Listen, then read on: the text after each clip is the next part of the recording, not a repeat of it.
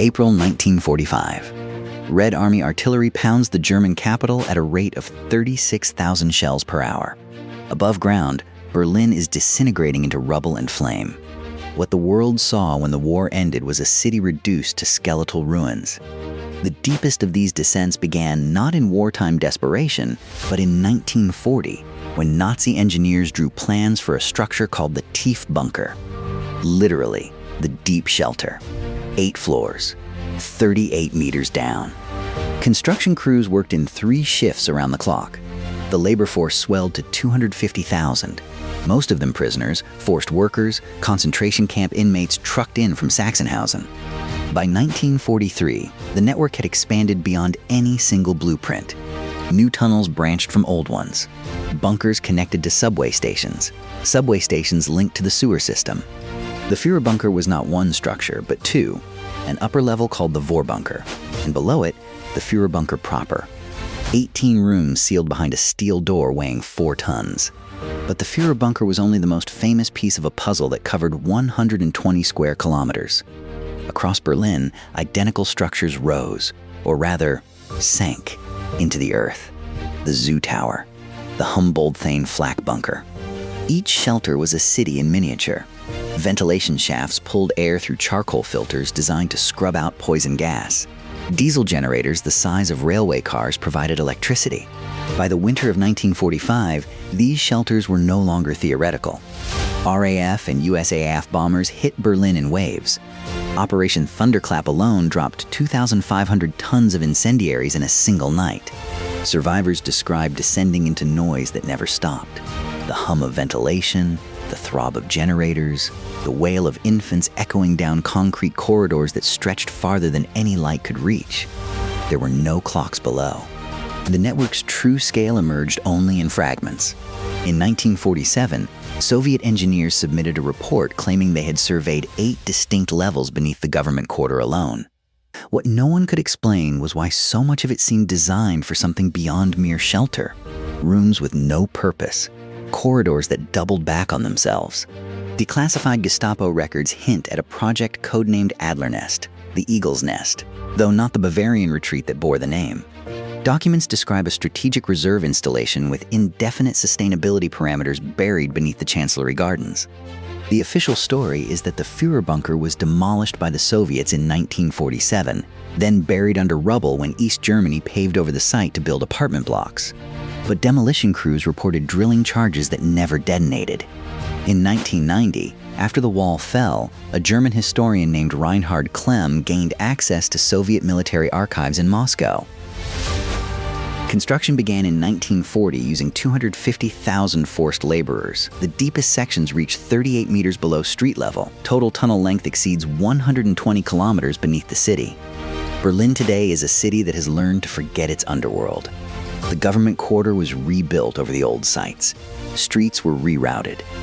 In 2006, a construction crew breaking ground for a new hotel near Potsdamer Platz punched through a concrete slab and found themselves staring into a room no blueprint predicted. What the films show, according to a leaked summary that surfaced on a German history forum in 2009, are test screenings. Medical experiments conducted in the bunker's lower levels, overseen by SS doctors whose names appear on known Nuremberg trial rosters. Official records state that Hitler killed himself on April 30th, 1945, in the Führerbunker's upper level. His body was carried up the emergency exit, doused in gasoline, and burned in a shell crater in the Chancellery Garden. But Soviet intelligence files declassified in 2000 contain an interrogation transcript dated May 4th, 1945, 4 days after Hitler's supposed death. 2 minutes in a standard lift at industrial speed. That's 120 meters down. Deeper than the deepest verified bunker. Deeper than the bedrock surveys show. The SS guard's testimony ends abruptly. The transcript shows a break in questioning at 14:37 hours. A handwritten note in the margin, in Russian. Subject became unresponsive, transferred to medical observation. No subsequent interrogation record exists. For decades, the bunkers remained sealed, inaccessible, buried under the Cold War's frozen silence. The East German government wanted no monuments to the Reich. The Soviets wanted no questions about what they'd found. But silence has a way of ending. In 1989, when the wall fell and the city began to dig, the first cracks appeared. The engineers stopped. They measured. They drilled a camera through. What they saw was a corridor, perfectly preserved, stretching into darkness in both directions.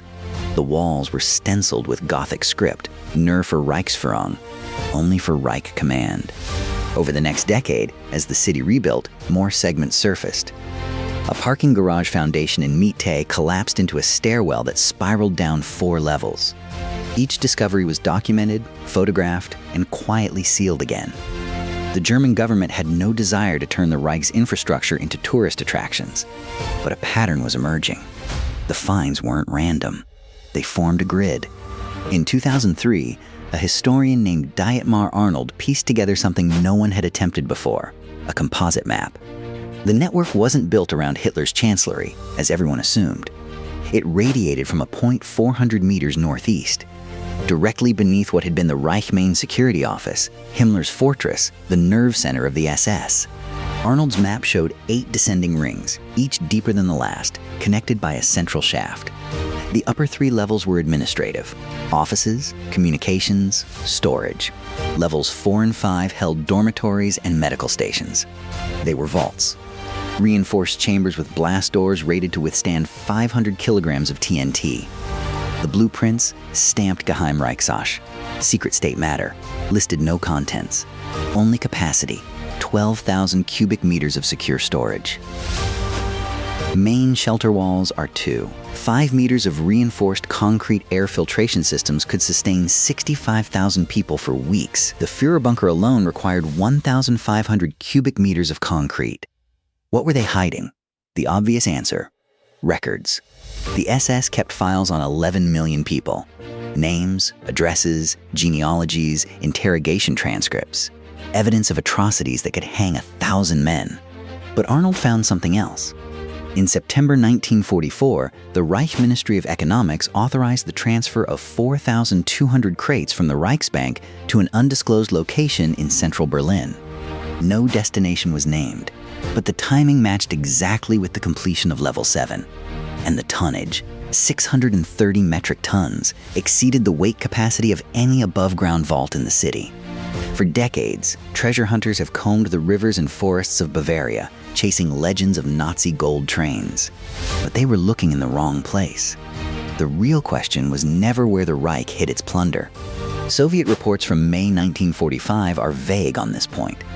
Marshal Zhukov's forces dynamited the upper entrances and posted guards. But the deepest levels were flooded, deliberately, before any full inventory could be taken.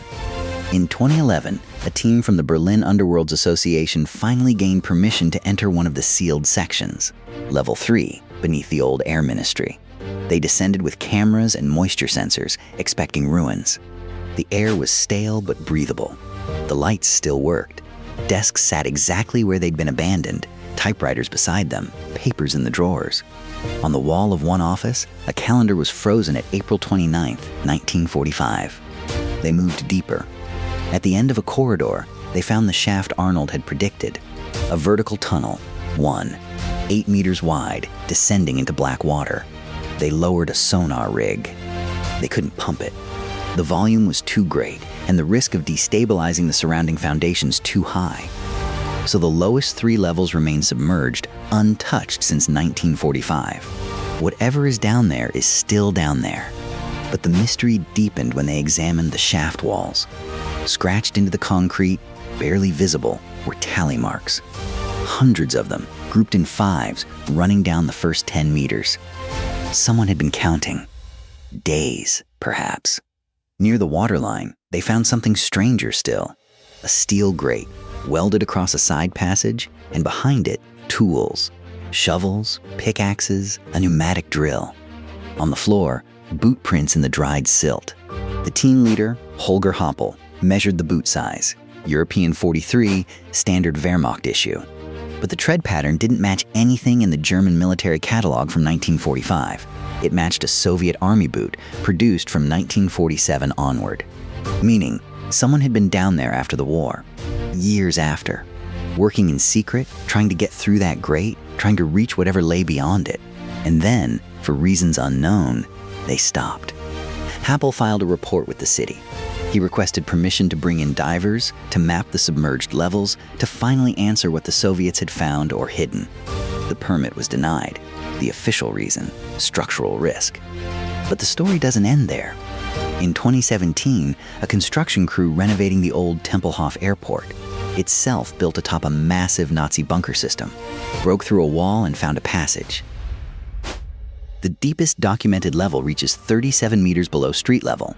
Construction crews worked in 3 shifts around the clock from 1940 to 1943. At least 42,000 cubic meters of concrete were poured into the core network. Them to stop. What they'd seen raised questions the city wasn't ready to answer. The passage was pristine. No water damage, no collapse, air still circulating after 72 years. Someone had sealed it deliberately from both ends. Berlin's official records list 2,947 registered bunker structures. But in 1988, a retired civil engineer named Klaus Fischer published a map he'd compiled from captured Luftwaffe blueprints. Where are they? Fischer believed many were never bunkers at all in the traditional sense. They were access points.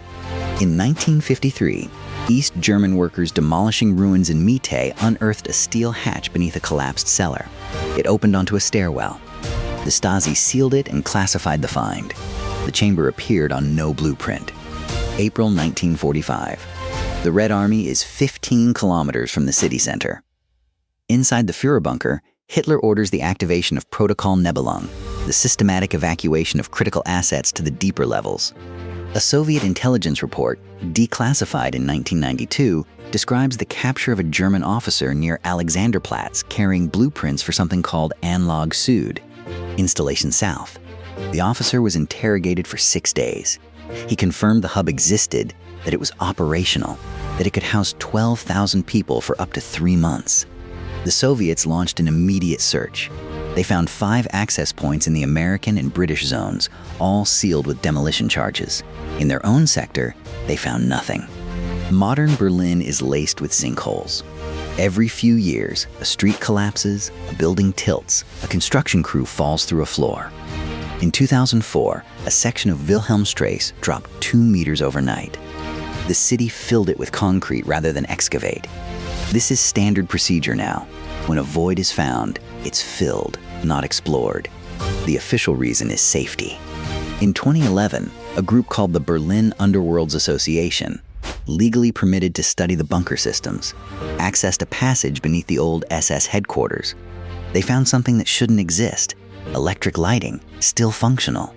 The wiring traced back to a modern junction box installed sometime after 1990, after reunification. The association reported it. Within a week, the passage was welded shut and removed from their access list. No explanation was given. Who has been down there? In 2015, a Berlin journalist named Anna Kretschmer interviewed a retired city engineer who worked on the U-Bahn expansion in the 1970s. He and 2 others followed it for 200 meters. They found boot prints in the dust, recent, not wartime. Soviet forces sealed 87 entrances with explosive charges in summer 1945. East Germany flooded lower levels in 1961 to prevent escape tunnel attempts. No official map of the full system has ever been released to the public. The engineer kept a fragment of a document he found on the floor of the junction. A typed memo on Reichsbank letterhead, dated March 1945, authorizing the transfer of material group of VET to Anlage Süd, Level 8. Theories abound. Some believe it was art. The Nazis looted over 600,000 pieces, only a fraction ever recovered. Others point to Die Glock, the bell, an alleged experimental device mentioned in captured documents but never found. What's certain is this: the deeper levels were built for permanence. Concrete 3 meters thick, steel blast doors rated for 500 kilopascals, ventilation systems designed to filter chemical and biological agents. These weren't shelters. In 2008, a sensor array monitoring ground subsidence detected rhythmic vibrations beneath Potsdamer Platz, a pulse repeating every 7 seconds at a depth of approximately 60 meters. Geologists ruled out natural causes. No excavation followed. The sensor data was archived and classified under infrastructure security. If true, it means something was running down there, decades after the war. Powered by what? Maintained by whom? The Berlin Senate has never commented. The sensor logs were never released. Beneath them, 8 stories of secrets. Tunnels that lead nowhere on the maps. Chambers filled with concrete to bury the questions. The urban explorers who risk arrest to map these spaces speak of a threshold, a depth beyond which the bunkers feel different. The air changes. The silence is absolute. Level 7 was discovered by accident in 1987 when a construction crew broke through a false wall near Potsdamer Platz. The crew chief, a man named Klaus Bergmann, later told a reporter that the air tasted metallic. The walls were dry. Level 8 is the ghost story. No confirmed photographs exist. The few explorers who claim to have reached it describe a descent through flooded airlocks, past steel doors with combination locks that still work. One urban explorer, who published his account anonymously in 2003, described finding a medical chamber on 8, operating tables bolted to the floor, glass cabinets still holding instruments. He never published the location. He never went back. And when researchers tried to verify his story, the building above the alleged entrance had been demolished and paved over, 3 months after his article appeared. The official line is consistent. Most bunker levels are flooded, unstable, contaminated. The city has no budget for exploration. The risk to civilians is too high. In 2011, a construction team building a new U-Bahn extension near Alexanderplatz broke into a previously unknown chamber. The space was 40 meters long, lined with filing cabinets. One of the workers, interviewed anonymously, said the cabinets were organized by number, not name. Each drawer held a single photograph and a typed card. Thousands of them, all children. The tunnel extended 420 meters before the crew stopped wall thickness measured to. 8 meters of reinforced concrete city officials sealed the entrance within 72 hours. The academic theory is that these were evacuation records, children sent to the countryside as the bombing intensified. But the dates on the cards began in 1938, years before the air raids. The deepest confirmed bunker in Berlin is the Führerbunker in Kreuzberg. It reaches 38 meters down, houses a museum on the upper levels, and has a sealed lower section the public never sees. The agreement, signed in 1992, stipulates that any bunker deeper than 30 meters falls under federal jurisdiction, not municipal. Exploration requires clearance from the Ministry of Defense. No civilian researcher has ever received it. There is a persistent rumor among Berlin historians that the Soviets, before they left, mapped the entire network, that the KGB files contain blueprints the West never captured. If true, it means someone knows. Someone has the full picture of what lies beneath Berlin. Every tunnel, every chamber, every sealed vault. And they have chosen, for 3 decades, to keep it classified. The question is not whether the bunkers exist. We know they do. The question is what the deepest levels were built to protect, and whether what they protected is still down there. In 2019, a team of geophysicists used ground-penetrating radar to scan beneath the Tiergarten. They detected voids at 42 meters, deeper than any known structure. The anomalies were regular, geometric, and lined up in a grid. The lead researcher, Dr. Anke Muller, was told the site was a protected historical area. But the Tiergarten has no bunkers on any public record, no wartime construction, no official reason for cavities that deep. She filed a Freedom of Information request. It was rejected on national security grounds. She appealed. The file was reclassified. And when she published her findings in an engineering journal, the university where she worked declined to renew her contract. There are 8 confirmed levels, there may be 9, that the architects designed from the bottom up, that the deepest chamber was the first one built, and that everything above it was added later, not to expand, but to bury. Berlin has spent 79 years rebuilding. The scars of war are tourist attractions now. The wall is a memorial. The bunkers are museums. The city has made peace with its past. It has archived the documents, preserved the sites, educated the world. Beneath the cafes and the bike lanes, beneath the subway and the shopping centers, beneath the weight of history and the will to forget, the concrete waits, 8 floors deep, maybe 9. The explorers who risk everything to reach the lowest levels say the same thing. The air changes. The walls hold marks no tool made. And somewhere in the depths, a door waits. sealed from the inside.